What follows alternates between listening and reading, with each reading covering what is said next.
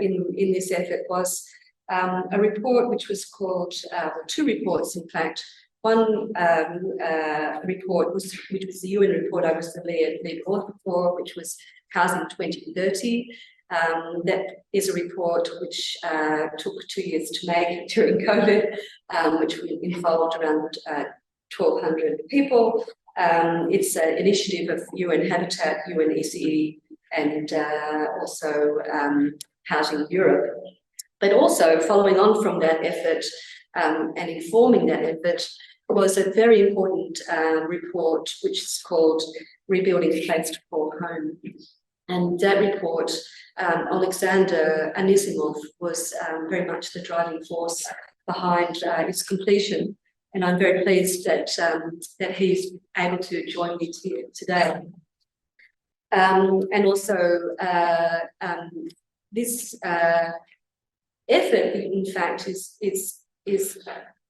is an ongoing process by which RMIT has really sought out to engage with Ukrainian experts, NGOs, university academics, and civil society organisations to not only work together and learn from them, but also help, if you like, amplify their expertise and their voice and their contribution to the future of their own country.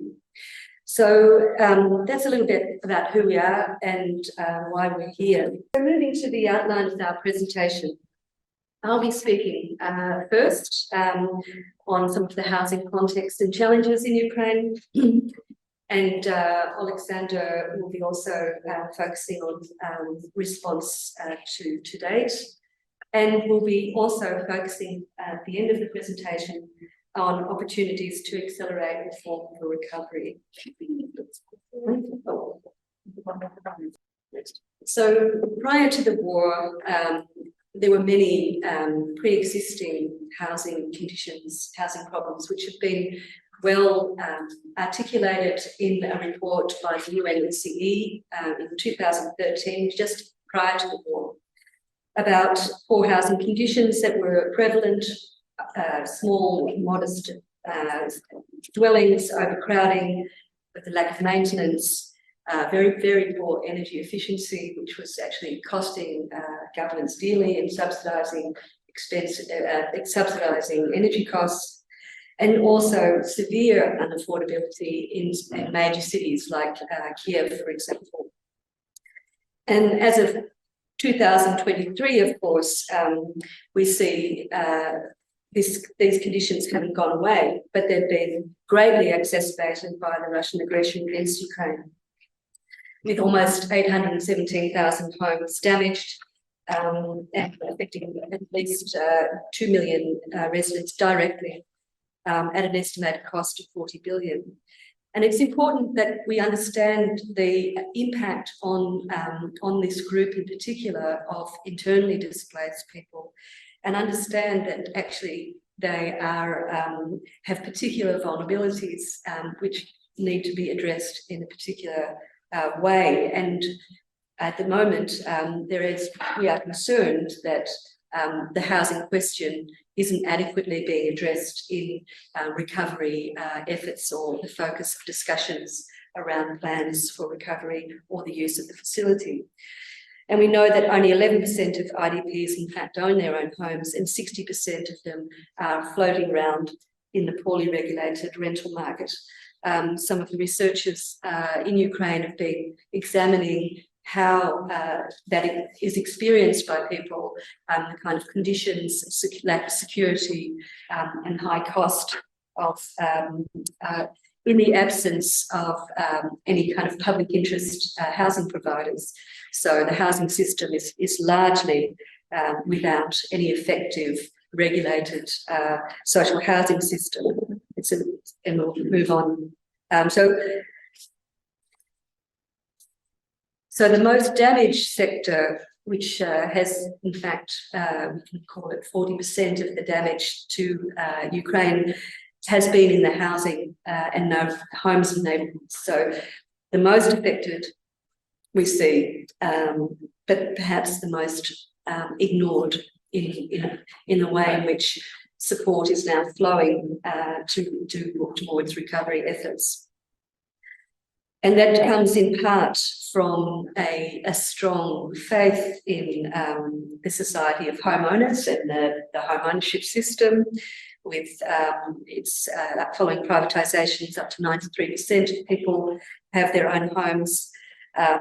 Also unfinished in terms of management reforms around homeowner associations, which only cover around 20% of the buildings. So their voluntary nature and their capacities to garner and secure investment to improve those buildings have proven very partial and fragmented, and there is still a very large proportion of households who do not have effective organisations or entities to enable them to improve or repair, and where damaged, to organise that damage, especially to collective spaces, common areas, anything other than the inside of their home.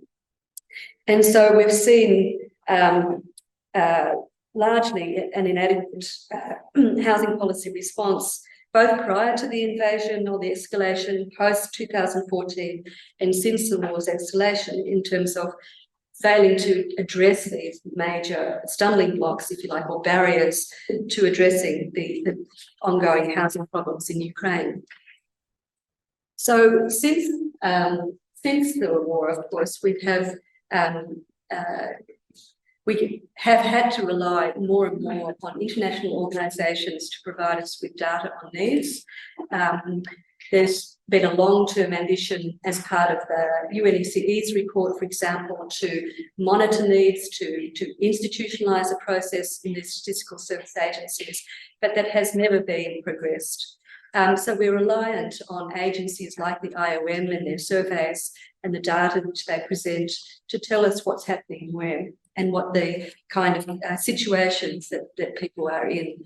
So that, unfortunately or fortunately, is the main data source that we have available to use.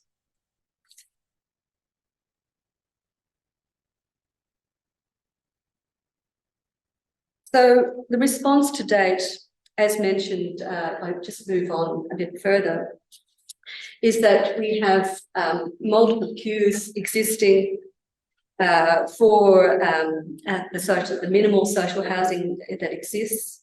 The social housing stock is heavily, it's very small. It's only around 1,200 dwellings. It's highly dependent on municipal fiscal capacity, and with decentralisation, the responsibility for housing needs has gone to the local level, but it has been decentralised without the benefit of sufficient resources or dedicated resources. There was a proposal for an affordable housing program, but this program was blocked by the Ministry of Finance. It was never pursued, and so social housing remains the responsibility of local governments in Ukraine, but there are no resources to deliver it. Furthermore, the legislative framework which sits around what social housing is in Ukraine is based on a fairly very narrow idea of only for vulnerable groups. It's a very unsustainable model in terms of revenues and recovery of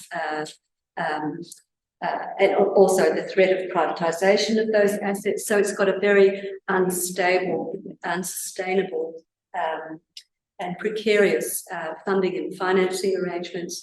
So all those things combine to mean that local governments are unlikely to be very active on improving their response, which they have now assumed in the decentralisation reforms.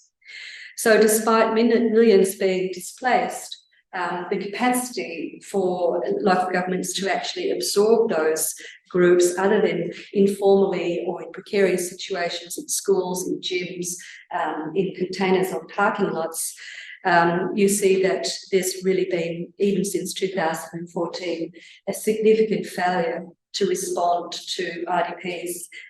And the central government still, despite evidence from the IOM and UNHCR and many other international organisations and civil society and social policy think tanks, it's still unable to move beyond what it's doing at the moment, and has actually increased diverting resources towards other groups, of which one would say who have lesser needs. So where is it going? So we see a very active approach in expanding mortgage assistance, and we see the bulk of support which is going towards owners of housing, and also projects which are, if you like, not being completed.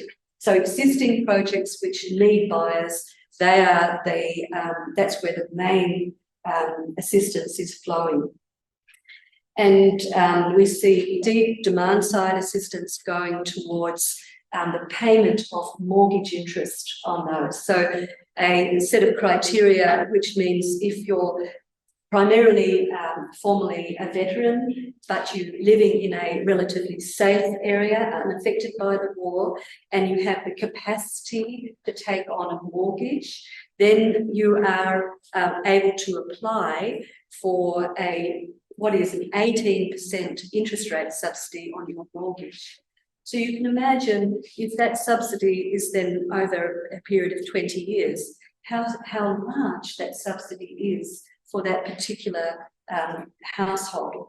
And it's by no means driven by, if you like, a criteria of needs or the greatest subsidy going towards the deepest need. In fact, the greatest subsidy is going to the least risk for the bank actually. So what the Ministry of Finance has chosen to do is support an entity which works with 5 different banks, through which the mortgage interest subsidy is paid to those banks so that they can support these projects. So we see it primarily going that direction. There are almost 184,000 applications since November for this particular interest rate subsidy. They've allocated loans to only 1,200 people. But even so, if we get out our Excel spreadsheets and consider what the cost of this will be, it's actually an enormous cost to in the current interest rate settings. Of which the government pay, of which, of course, Europe pays, because Europe is paying the government budget entirely at this time. So the other initiative is vouchers, which are offered to war-impacted homeowners. So there's been a lot of discussion about vouchers.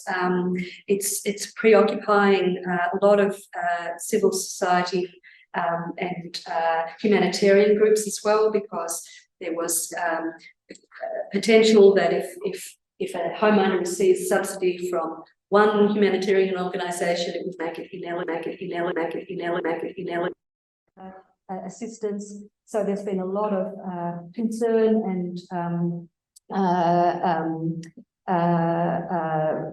around in the discussion forums about this particular approach. However, the funding relies largely on the expenditure of what are frozen Russian assets. So to some degree, the promise of the voucher, the promise of that to the homeowner is partly a fiction. And sadly, we see that this is a very insecure proposal from the government. Furthermore, there is assistance which is given to 30,000 hosts of displaced families. The host of the family receives assistance. And then again, this is funded by international donors. It's temporary assistance, and there's no real strategy for its long term. So what haven't they done? Unlike many countries during the COVID pandemic, which chose to intervene in the rental market, prevent evictions and exploitative rent situations during the pandemic. I'm sure many of you are aware that there was a whole during COVID to protect renters. Ukraine has actually done nothing to protect renters. It's done nothing to ensure that, other than pleas by mayors here and there, like the mayor of Lviv, to say, please be reasonable with rent setting. But as we know from figures and from the websites on availability, rents have soared in those communities, I think by 100% in Lviv, for example. And there's been no really active attention given to supporting responsible landlordship or responsible housing provision that could reduce the risk for these households. And field work by new housing policy of those tenants reveals a fairly disturbing picture. Some tenants moving on every 2 months, some even with dirt floors in their dwellings, overcrowding, and so on. And the worst of exploitation one could imagine.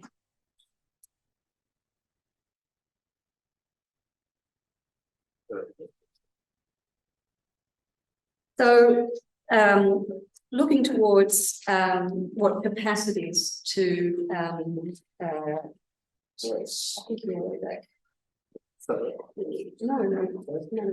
Yes, here. Yes. So, okay, so who are we talking about? What are we talking about? And we have a Department of Housing Policy in the Ministry of the Regions. We can see that they're a very small department. There's only, a small group of people, 4 or 5, in fact, who are there to deal with housing policy reforms and recovery. So can you imagine what that must be like? And my sympathy and empathy goes out to them because they desperately need expansion, support, recognition from European community to expand their efforts. There was a draft recovery plan, as I mentioned, which was developed, which gave attention to what reforms were needed and gave them some directions of where to go. Yet so far, that hasn't been passed through Parliament. So it's a draft. That plan in Lugano was in fact a draft plan. So there isn't a firm direction that they've been given on what to do. So not only are there only a few individuals involved, but they haven't been given a really firm direction. And so far, though, what actions they have taken have basically built on this pathway of mortgage-financed home ownership, despite the incredibly risky conditions for households and the future of the housing market. I don't know about you, but I would find it difficult to contemplate taking on a 20, 30-year mortgage in the context of a war. And no matter what subsidies were thrown at me, I would find that pretty overwhelming. There's also a fund, with the Youth Housing Fund, and this was originally established, in fact, to support cooperatives for young households. But in recent years, it too has been shifted in purpose to support home ownership. This agency is responsible also for implementing housing programs, but these housing programs have all been exhausted and there is no more funding allocated to them.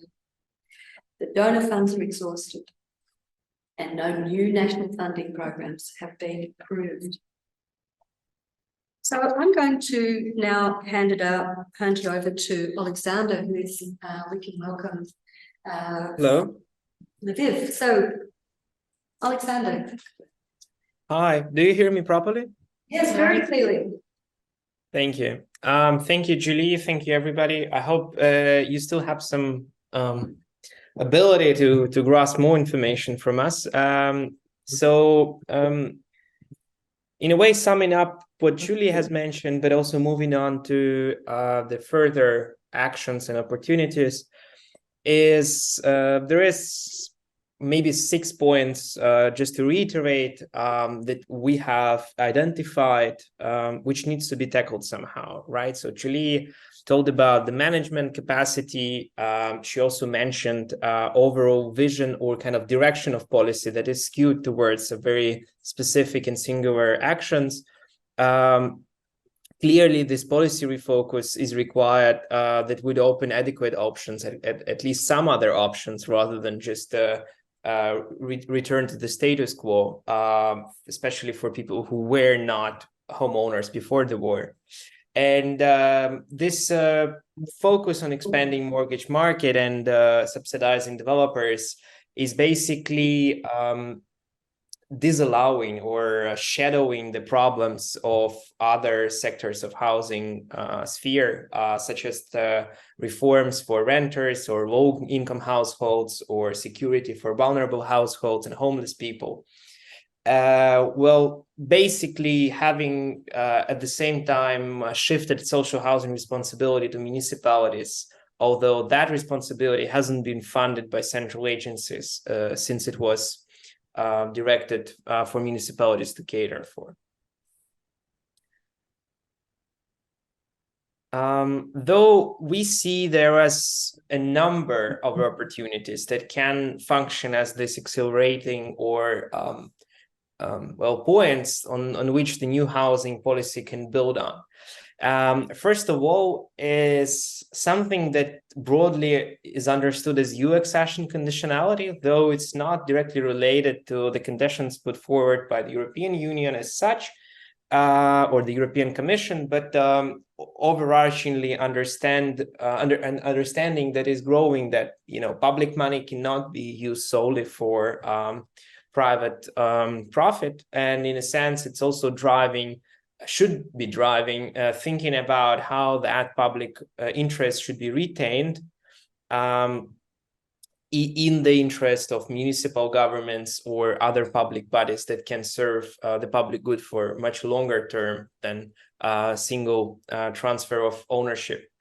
And it also is related to the need or the understanding that structural reforms in the energy sector are conditional on the housing reform, because ability to promote energy efficiency is highly dependent on the ability of current management system in multi-apartment buildings to afford and to maintain, to afford the loans for energy efficiency modernization, and to be able actually to use that money for the modernization projects itself.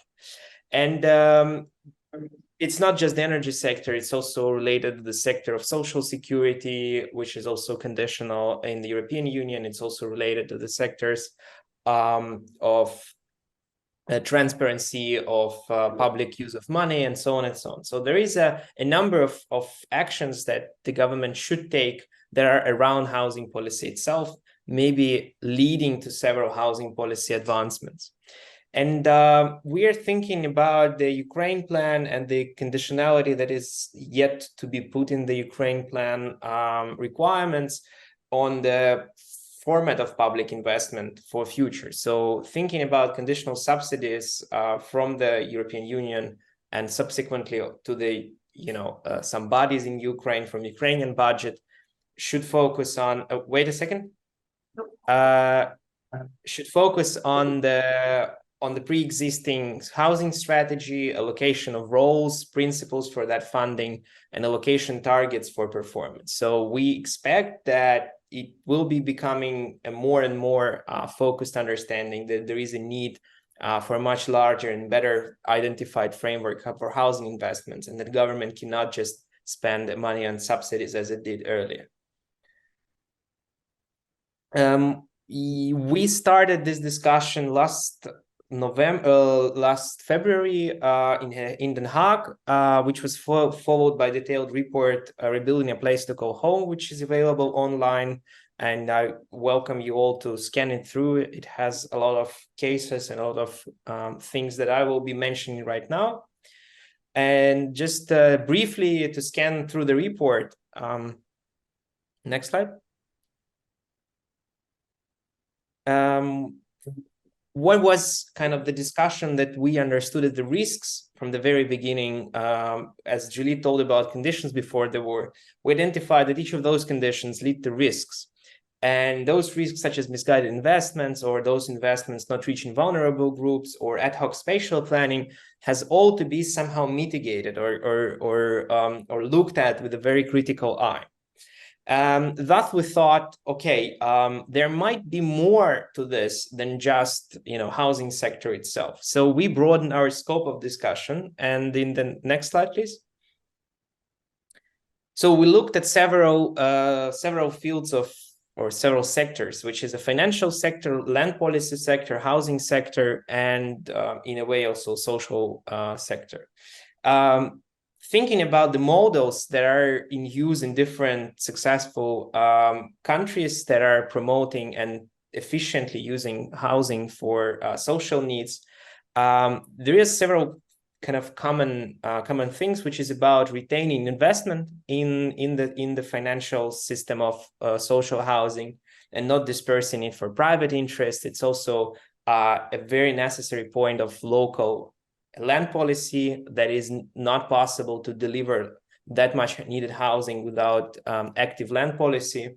It's also about governance, and governance is key for any public action, and governance has to be built up, and ignoring governance issues will basically lead to the same privatization of government spending by private developers. And that all kind of together allowed us to construct such a visionary framework of how the recovery program for housing sector would look like. Next slide. And as we found out, it's something like 6 directions of action that government and international assistance should aim for. And this is a donut that basically is self-reinforcing, or on the other hand, it will be very hard to achieve a comprehensive results in the sector without looking at each of these parts of the system in detail. So we are talking about land use planning. This is the local level ability, capacity, understanding. This is about the national framework, first of all, legal framework, but also a lot of detailed regulation that are necessary for a functional social housing market and social housing sector. There is a need to reform and to understand how national governance of funds, whether it's state funds or funds for donors, or it's cheap mortgages or anything else, is functioning, how it can be best used to deliver social and affordable housing. It's the necessity for municipalities to be able to take on the role of local housing provision, which is hugely important that this mandate is clarified in the legislative solutions and provided with the governmental assistance. And maybe last but not least is the tenancy right issue, because this system, any social housing system, is highly dependent on the security of tenancy, and societal belief that rental housing or rental market is a valuable, is a safe option for living. And unless the society as a whole and the state is not providing the safety for tenants, any kind of proposed reform will face a lot of difficulties in the due course of creating that social and needed social housing system. Maybe next slide. And what we designed in detail, I won't go through all of these points, but it is kind of starting or building blocks for that donut, is how we see things coming together is that there is a need for a model that is clearly defined in legislation and based on best practice, and not on the failed cases that are promoted as best practice, which is often the case. Where there is a need for a national body that can launch this policy discussion, that launched the pilot projects, launched the governmental, interdepartmental discussions about how this should happen. It's about mobilization of local municipalities, at least those that are that have some clarity or some understanding of the problems with housing they're facing. And it's about inclusive allocation of resources that has to be set in the goal, rather than a mortgage system that is being proposed. And the next slide, please. And as a structural view, so to say, or kind of institutional framing of how things could work together at some kind of stage in Ukraine, which is not, a fantasy. It's in a way working in a lot of countries, but hasn't been yet built in Ukraine. So there are some components that are flying around, but again, will not go into details about it. But our understanding is there is a necessity from the donut condition, catering for the legislative aspect. So understanding that legislative conditions has to be, the founding stone of the discussion.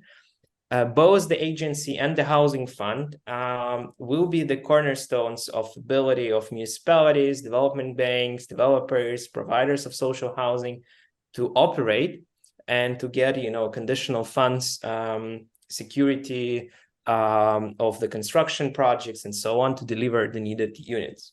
And then the providers of housing, right? So if we talk about development banks that will be assisting municipalities or directly some developer companies which are registered as social housing providers, will be the kind of action partners. So we believe that correct use or sustainable use of this international capital might actually enforce or create a very socially equitable system of housing provision in Ukraine, if set up right under necessary conditions, with the local and government and residents being active and being taking responsibility of the process in their own Hromadas communities.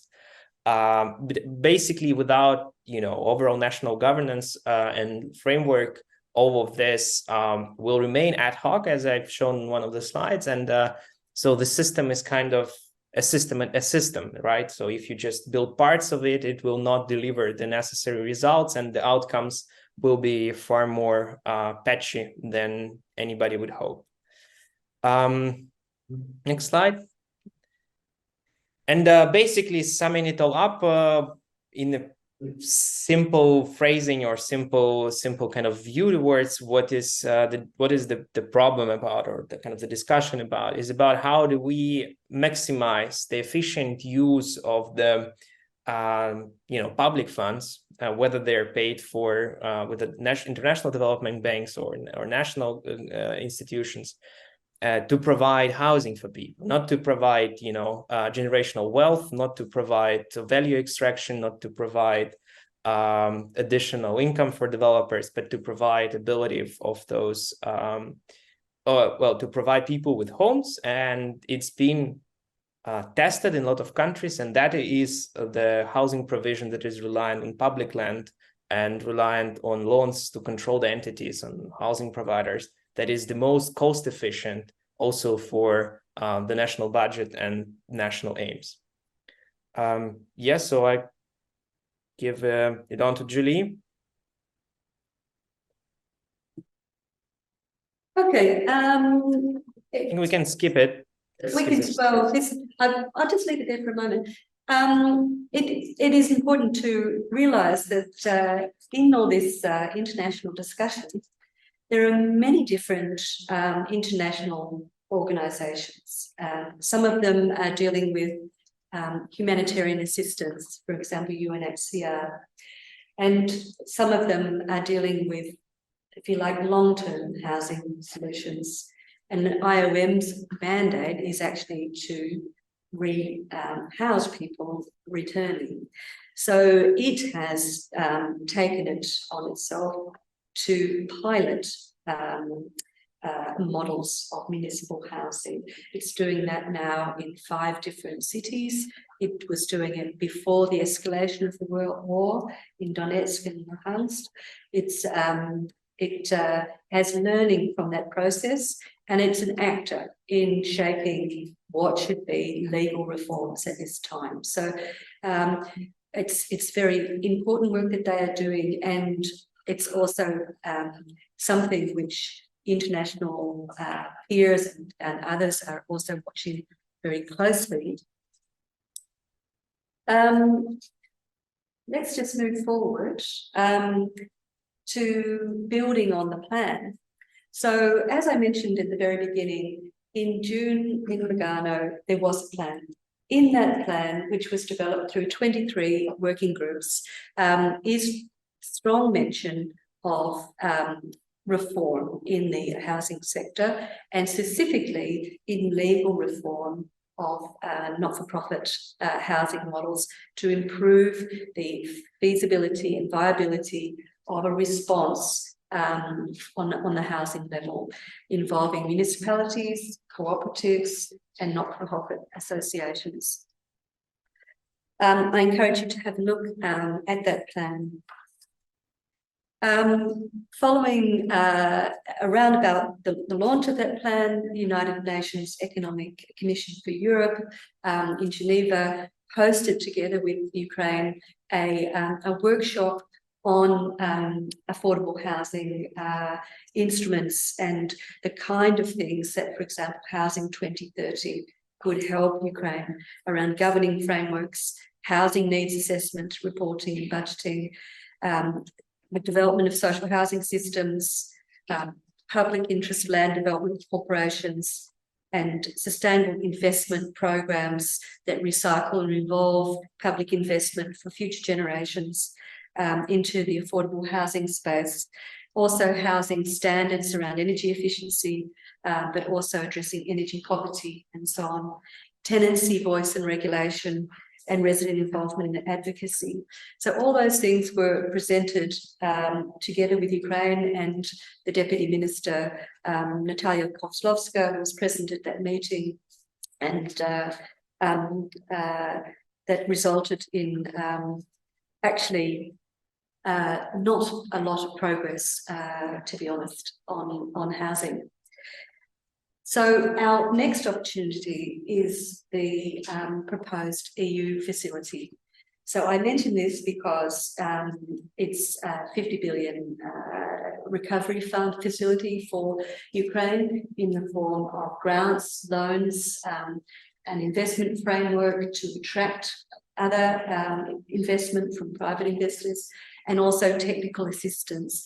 They call it Pillar 1, Pillar 2, Pillar 3 as part of the EU facility. Now, it's a very significant contribution in that it could be utilised to accelerate reform. It could be also utilised to do nothing with reform.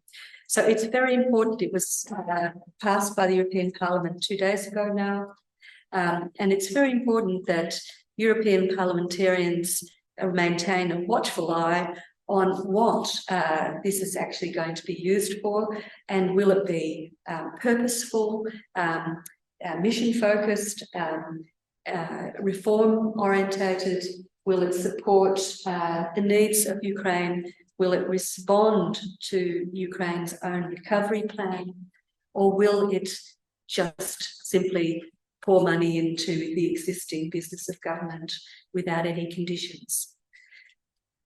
We can see that other significant international donors and international financial institutions like the World Bank, the IMF, the US government are being extraordinarily conditional, right down to board appointments, structures of supervision, or legal reforms to the entire, judicial system, for example, the way in which state-run enterprises are organised. And we can see in the letters of advice to the Ukrainian government how prescriptive, in fact, they're being on this issue. And we have some suggestions in the housing sector on how they should use the EU facility to promote reform. And we've, if we go, it's very, very detailed, and I won't take you through this, but I would like to emphasise that we have used the basic framework of the Pillar 1, Pillar 2, Pillar 3, and incorporated the reforms proposed in the recovery plan of Ukraine with regards to housing, socially inclusive, energy efficient, promoting reform of the affordable housing sector. We've taken that advice from Housing 2030, the UN report, taken the advice from the Rebuilding a Place to Call Home, and we've placed that into the pillars appropriate to the facility and presented that to DG NEO, which is the Director General for the Ukraine Service in Brussels in July. We think it's very important now that the European Parliament has approved this facility that they carefully monitor its use and the design of the agreement with Ukraine so that Ukraine is actually doing its best for the plan that it has developed itself, that it takes note and utilises these recovery funds for the good of the progressing reform. But we're not stopping there as researchers. We're continuing to, if you like, help inform this process, to work together with researchers in Ukraine, to work together with civil society organisations. And we're going to make a first attempt at what would a needs-based capital investment strategy look like if we're going to move from, if you like, a risk-based one, funding potential mortgagees of existing projects, to one which is a needs-based one, which drives further reforms that are so necessary in the provision of rental housing and also affordable homes and decent energy-efficient homes. Then we look at what that could cost. At the request of the European Commission, we produced a rapid evidence review of the needs for such an approach, but we're going to take that further by utilising an approach called the Affordable Housing Assessment Tool, which looks at needs and takes those needs in the context of the land costs, construction costs, and operating costs of affordable housing provision potentially in Ukraine, and works through a spatially and needs-based allocation of recovery funding and what would that look like. So that paper will be presented at the second Rebuilding a Place to Call Home event, which will be in Lviv on the 11th of November. A second area of research that we are doing concerns governance of those entities that provide the responsible landlords, if you like.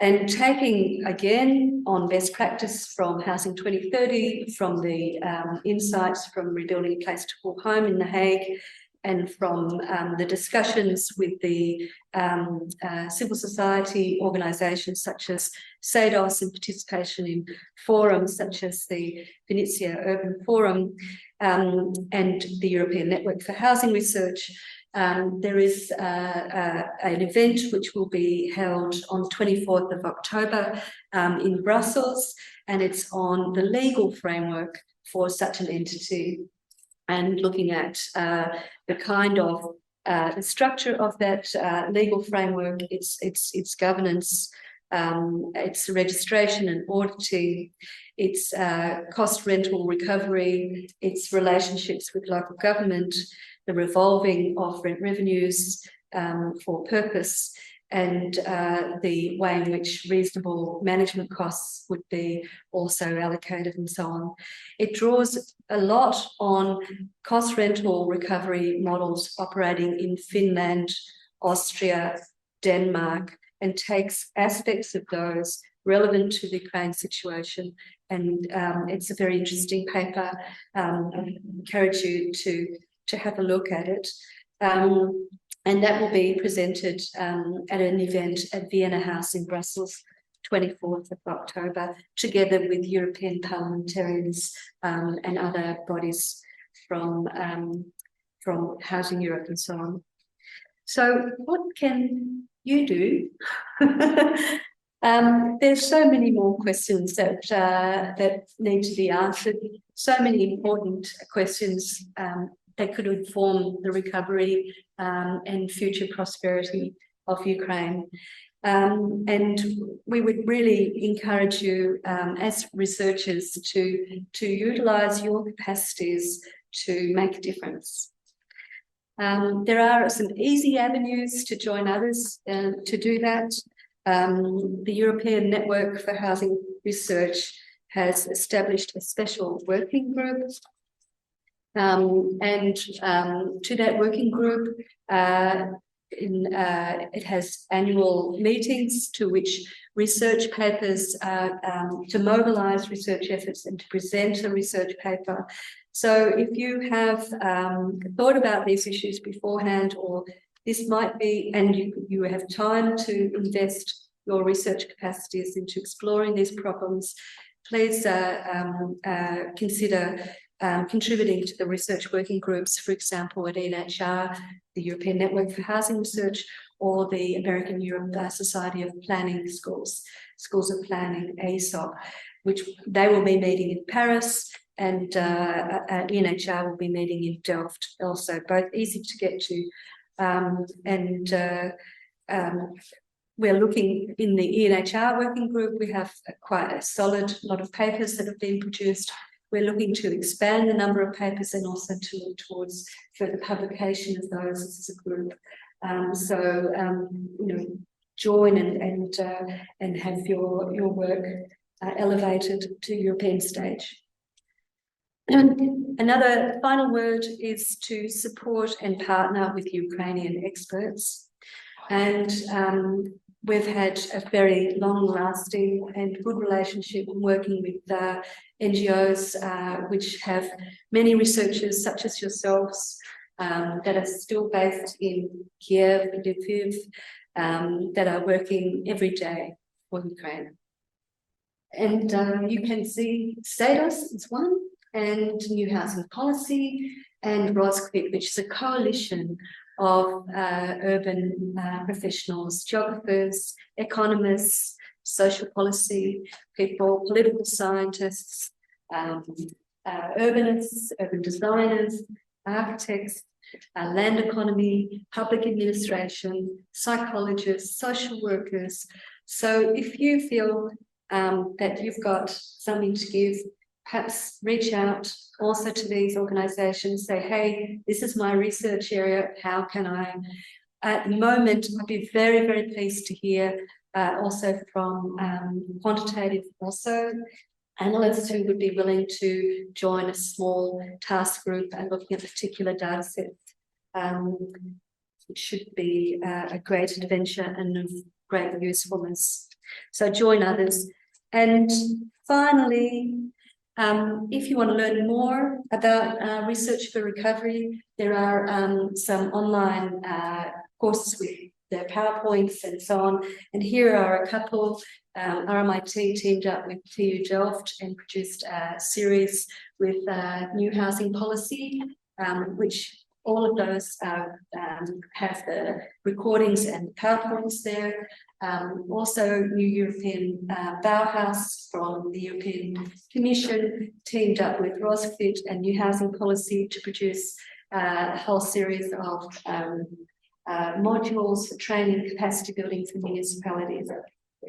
So basically what we're on about is ensuring, move to the last slide, a place for safe, secure and flourishing return of the refugees and IDPs, also to improve the decent standards and conditions and energy efficiency of people's living environments in their homes, also to address affordable access to adequate housing, and also with the amount of money that's pouring into Ukraine in international assistance, that it be purposeful, transparent and well-governed, and also serve the needs and also for future generations.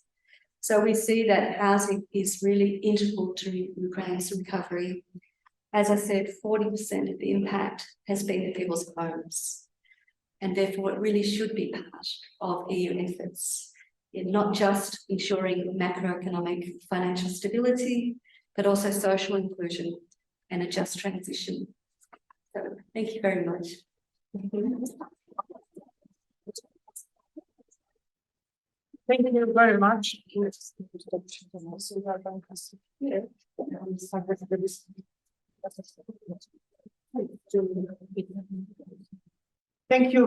for this great introduction to this complex housing recovery issue.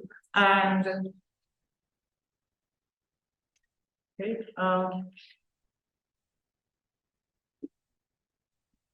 so I open the floor for the discussion. I invite you to ask questions to Julie and Oleksandr.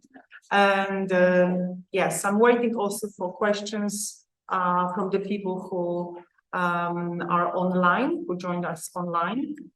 So please, and if I may ask you to introduce yourself, just to make it, yes. Yes, please. My name is Anisimov. I'm a student at the Center of the here.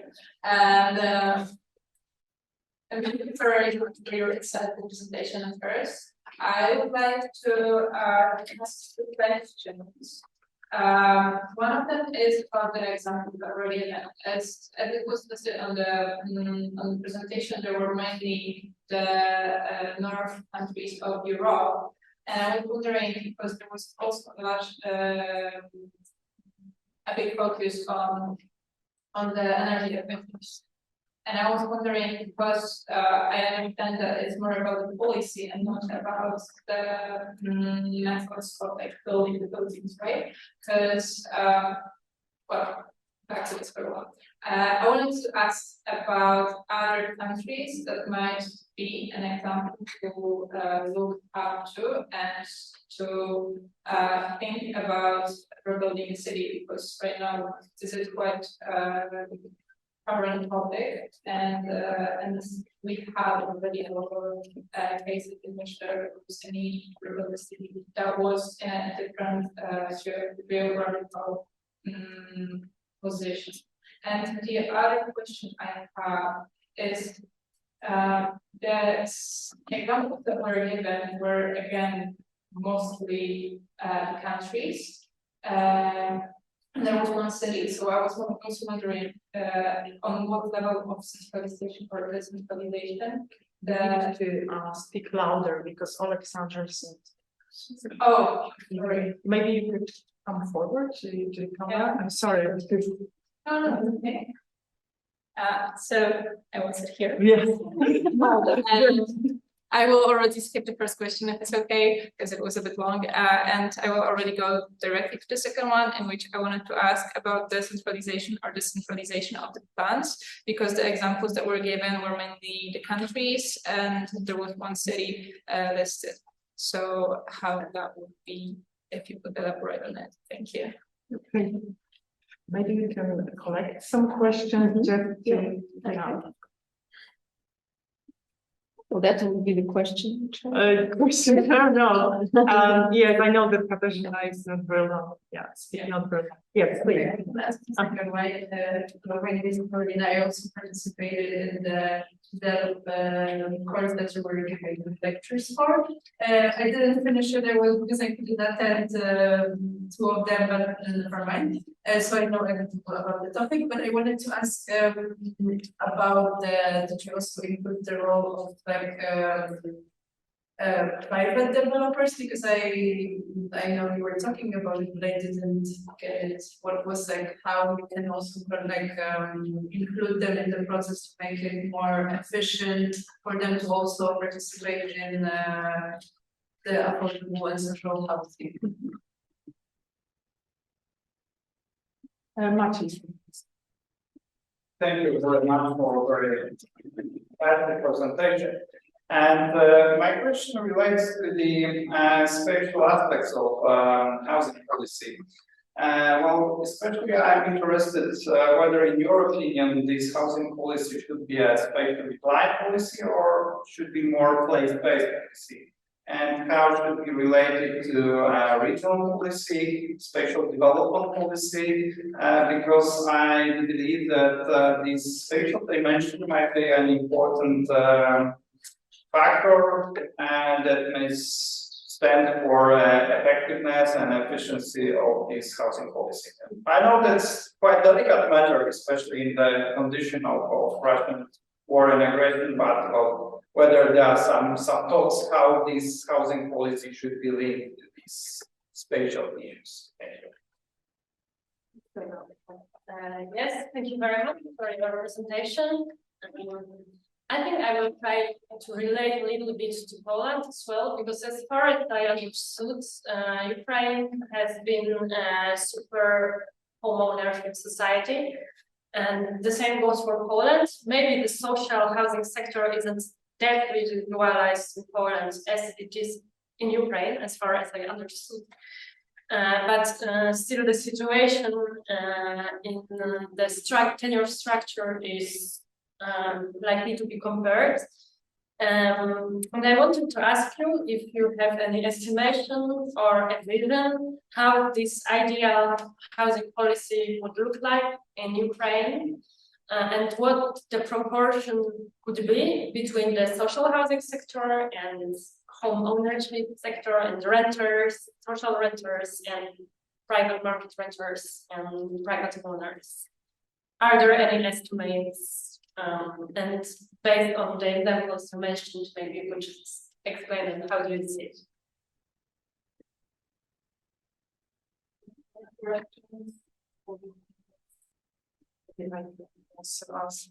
Is that it? I can start maybe. Yes, maybe I can also add something to the discussion, just ask a question, because I noticed that that this issue of recovery plan for housing is very complex and have very many challenges related to legal framework, human forces, resident involvements. So can we somehow prioritize or say that we need, yes, to concentrate at the beginning on something which is really at the very low level, if we can start with that, because I noticed that these challenges are really multiple. So this is my question, if we can really prioritize somehow. And the second question, I know that you are settled for quite a long time in Poland. So maybe, and also housing is an important issue for Poland, and before the elections, it's also a topic very important for Poland. Maybe you could elaborate whether some lessons from this can be also applied to the Polish situation. Just a very general question, but yes, I was thinking, for instance, about these examples, as Katarzyna mentioned, whether these case studies or lessons learned from different cities are of universal, are universal and can be adopted everywhere. So this is also my question. So now we can just stop now, and we'll thought maybe there will be a second round of questions. Great. But yes, the floor is yours. Okay. Oleksandr and Julie, please. Would you like to start, Oleksandr, with the first one? Or? Yes, I have missed the first question. I think that would be hard, but So it was about. I can answer maybe not in the order they were asked, if that's okay. Yep. So I wanted to combine two questions, the third and the first one on the spatial aspects of housing policy and that ratio of home ownership in the future kind of system or whatever is going to become a Ukrainian housing sector. Why these things are related, I will try to explain, but thinking of the spatial conditions is, I think the problem why the spatial discussion is detached from housing discussion, it's not just in Ukraine, but it's in a lot of places, is this overarching understanding that housing or the built environment is to be provided by private actors. And thus, even though the spatial planning as such is or land use planning is by definition of OECD, for instance, is a public authorities activity, the provision of these built structures is more often or conditioned as a private endeavor, private, thing that private developers act upon. And this is not questioned in a lot of contexts. Even if the state or the local authorities are those who commission projects, it's still somehow always in this relation that it is private entities who deliver it. And the idea here that the state could not guide its housing policy, as the case was in Ukraine, because it relied upon the most of the cost-efficient ability to provide homes, which is private market. Well, what's the demand? What's the possible construction costs, and so on and so on. And the spatial development somehow retained its post-Soviet or Soviet conditionality of, we have to build something there. But there is this interesting point, because this something, if we're talking about functional zones, housing districts, for instance, in the Soviet Union was obviously all social housing. But as soon as you do not deliver social housing intrinsically, because clearly you will going to be relying on the private developers, all of those functional zones is going to be built like home ownership housing. So you have the same function in the zone, in the zoning or in the general plan, which says housing, but the content of that housing is a completely different one. And when we're talking about cities that are heavily damaged or that had a huge change of population migration issues, that is where the idea about what's the future tenure has to come into discussion. Because if we're talking about reconstruction of the areas or maybe de-densification of the areas that were damaged, we have to clearly consider what is the economic model of the functioning of those areas. Because as of current, there are a lot of places which are half abandoned in a lot of areas in the southeast and east of Ukraine, which people would not consider as they are dysfunctional or destroyed, but basically these areas and the housing estates are half abandoned. And interestingly enough, so what's the solution for these areas and how those municipalities should consider, the future, ability to maintain those housing estates or maintain their housing sector. Thus, the question of home ownership ratio will be very different in the areas or in the regions that haven't been heavily touched by the war. I think it will remain very similar to what it had been before the war. But for instance, Kharkiv or Mykolaiv or Mariupol, when it will be liberated, those cities indeed have to think very hard about what will be the sustainable housing provision model in the municipality. Because talking about the national, numbers or data on the national level will not provide a solution for the specific municipality understanding of how they should deliver it. And now going back and finalizing my answer about the spatial aspects, is exactly that, because if we are continuing to rely on private developers' activity in providing housing, they will going to be providing it in the places where there is already demand, such as Kyiv agglomeration or Lviv agglomeration, thus not contributing to the recovery of the existing cities that have been heavily damaged, because there might be not enough demand on the private sector side or even in the IFI project side because of the security reasons or elsewhere. And thus, in the final kind of condition of this, that the public bodies or the local authorities have to take on the role of developers.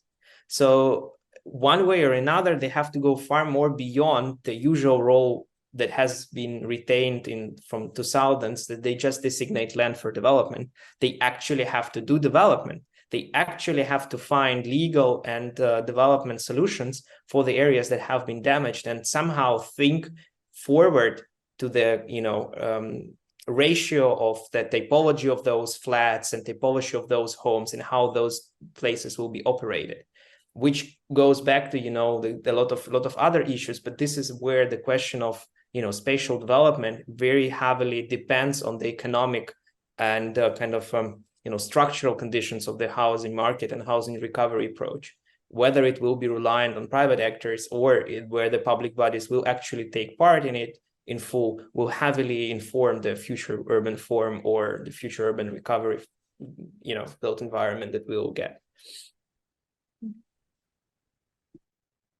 Okay, there were a number of questions that were touched on there, and I'm hesitant I can add some additional thoughts to what Oleksandr has said. First question was about why just Northwest Europe have we chosen examples from? You can see that in Housing 2030, we choose examples from across 56 countries. And there are in those interesting aspects which could be useful. But I think when selecting what is important, it's about actually going back to what are the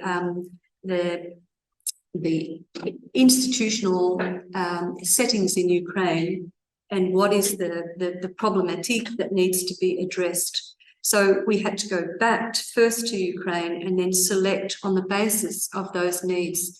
So what was missing was an assertive attitude towards land policy, the way in which cities might be able to reassemble, take a more active role in combining plots of land, perhaps in acquiring and taking a more assertive role. So where would we look for guidance on that process? We looked for the best guidance we could find, where, for example, in Finland, which after the Second World War in 1947 had a law which enabled Helsinki and other cities to take a more active role in actually reassembling plots of land to address with the resettlement, to address the needs of very rundown and dilapidated properties. So we can learn from one of the most successful histories of recovery, which in fact is Europe. We don't look to Haiti, we don't look to Syria, sadly, we don't look to the Balkans, because actually what we were doing in the 50s and 60s was successful in the end. And so we've taken examples that were relevant to the absences in the approach that municipalities need to be taking, and we looked at those models and best practices today. So, for example, the land acquisition reassembly active role in land policy, really, really crucial. And we looked at the way in which that was combined with purposeful housing typologies. For example, the Wohnfonds in Vienna. So yes, that's a local, a city state that's doing something active on housing. But we also know that in the Finnish case, that was a national law. Okay, but it's going through what are what are the needs of recovery of urban communities in Ukraine. And yes, we could look to Slovakia for its housing fund. We could look and take inspiration from Czechia now, which is getting very excited about housing policy reform and doing some really interesting models. But we were also looking for strong shoulders to offer peer-to-peer support for Ukraine as well. We could have looked at municipal housing companies in Germany. We could have looked at those models, and they're certainly there and have capacities and training centres to invest in municipal capacity that exists. They have actually a whole training centre for local officials in Bochum, which is designed to help municipal housing companies run well. So, but I don't think we saw it as looking east, central or west for our solutions. We looked at Ukraine and we looked at what was missing and needed. With regard to the question about the levels of attention, we can see that local level action is greatly impeded by lack of national support and guidance in particular areas. So when the Nordic Energy Finance Corporation decides to hand around to cities 20 million to Lviv, 20 million to Ivano-Frankivsk, and so on, to build housing, suddenly they're faced with the problem of a very unclear national framework and a definition of social housing, which is financially just completely unfeasible. It's been dreamt up by someone who sadly doesn't understand how an organisation providing homes needs to operate effectively. You know, nobody builds a home to have it simply rented for free or given away at any moment. No one does that, not in governments either. So there's a necessity for a good national framework at the local level so that investment can, in fact, be useful and flow. The role of private developers, well, we can wait for them to deal with the needs. We've been waiting since 2004, and there's still many people living in containers in Lviv that haven't been responded to. I think if there's public investment or subsidy involved, we need to support responsible developers operating according to some clear guidelines to do their thing, but in a way that is efficient and effective and revolves those public investments for future generations. You know, yes, there will probably be private construction firms, architects, building workers, all those elements of the supply chain are largely in the private sector. But the coordination of public investment needs to be carefully accounted for by regulated entities which are able to say, well, this is where the money is going.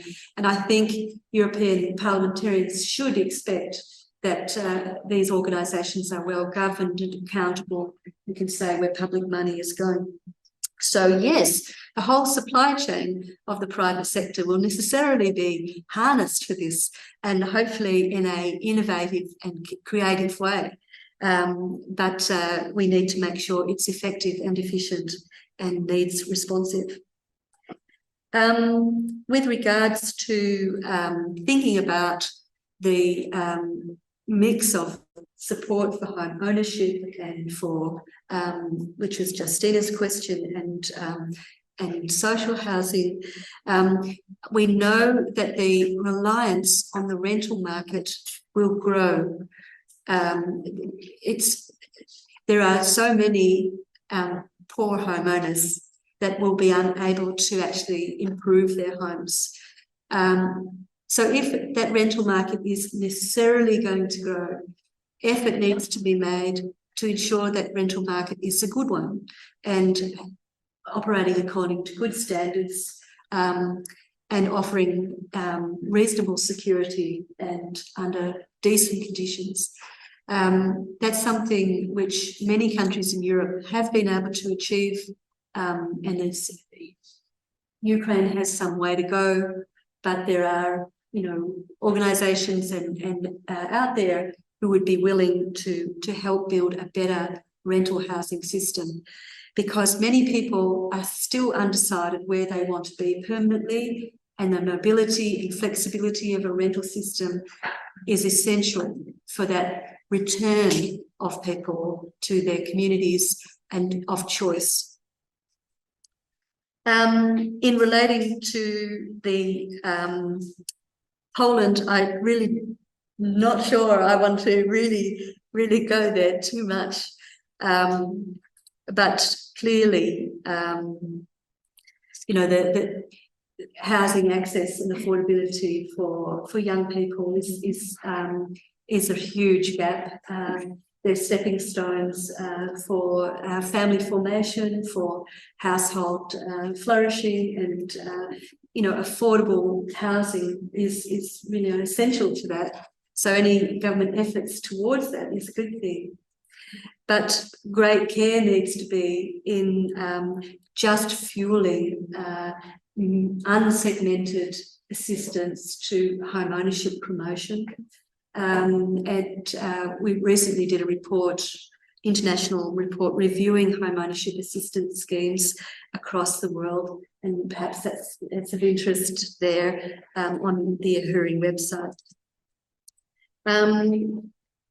But Poland itself has gone through many metamorphoses of its social rental, TBS. At one stage, it produced many dwellings actually based on the French HLM model of non-profit cost recovery. That actually was a very productive time. Many dwelling units were produced under that scheme. Unfortunately, it wasn't continued. There's at the moment, there's a flirtation with social rental agencies, which are a sort of intermediary between the private rental market and the tenant to help deal with discriminated tenants. Sadly, that seems to be a necessity, but that's because it's in the absence of a strong and flourishing responsible rental sector. So growing that sector, I think, is where I would put my eggs in that basket, one that isn't just about vulnerable households, but is about a broader social mix of people. And we see in Finland, Denmark, Austria, again, thriving, growing, affordable, adequate housing by responsible landlords, which are well regulated, which use public subsidies and revolve them for future generations. They're the models we should learn from, and also from the positive experience in the past in Poland where it did grow. Now, it would be good to bring in Oleksandr for the final word, I think. Yeah, we noticed that you raised your hand. Yes, Oleksandr, please. Yeah, thank you very much. I will be wrapping up because I have an interview in 5 minutes coming, but I was really happy to have you all here and maybe add a few short comments, very short. One is about the vision, and the other is, well, they are both about the vision in a sense. So I think the funny learning lesson about the recovery in most of the European countries, but also in countries in other parts of the world, was that there was a vision for the housing market or the housing sector, so to say. So when we were talking about post-war reconstruction, it was obviously to provide people with better places to live, to provide people with greenery, provide people with social facilities, to do it at a maximum scale with as little resources as necessary. And it was also very much underpinned by the professional cohesion and professional mobilization of developers, architects, planners, economists, who all thought that, you know, creating place to live, it's not just about you know, workforce or economic numbers, but it's also about seeing this any country that they were part of as a successful country, that's something that delivers for its citizens. And this is what is absent in Ukraine now. So I think this is critical, and I find this desire to return to status quo that was pre-war, so to say, into this kind of ideal condition. So we didn't know that was good, right? So that wasn't good. And I think dispelling the myth that this condition that we had before the war was in any way permittable, or in any way the thing that we want to return to, is kind of the starting point of the discussion, that we cannot rebuild what was lost, but in more energy efficient / whatever way, because that system in its core was not sustainable. It was not delivering homes. It was not delivering quality of life. It was not allowing people to access the housing market. It was not ensuring that all of the social groups have access to it. And it had all of the mistakes designed and undesigned in it. And thus, this kind of absence of professional mobilization and reflection in the field of spatial planning, architecture, urban design, economics, also Ministry of Finance seems to be ignorant about housing, as far as I understand, is something that frustrates me, but also brings me to the point that this discussion has actually not started yet fully. And we have yet the challenge not just to reform housing, but to actually put it on the agenda. And I find this task to be something of a challenge, of a very big task ahead of us, that is quite motivating that it can be done in it, but it's also quite daunting that the scale of the problem and the lack of public interest to it, or lack of public and professional focus on this issue is as it is. Yeah, it's really a lack of interest.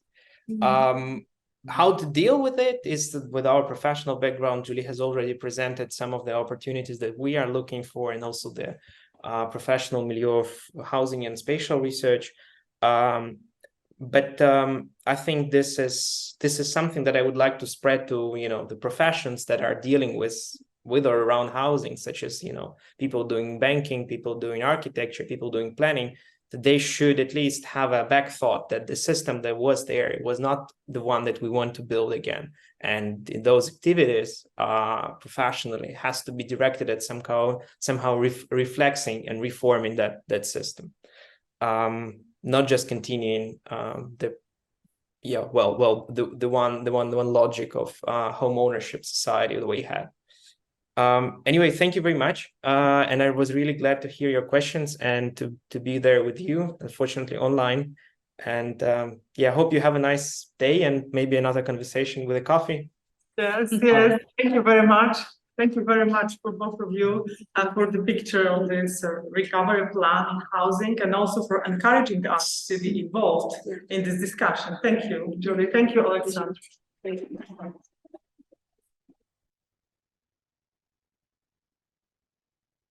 And I also invite you for the next week, and the presentation will be done by myself and my colleague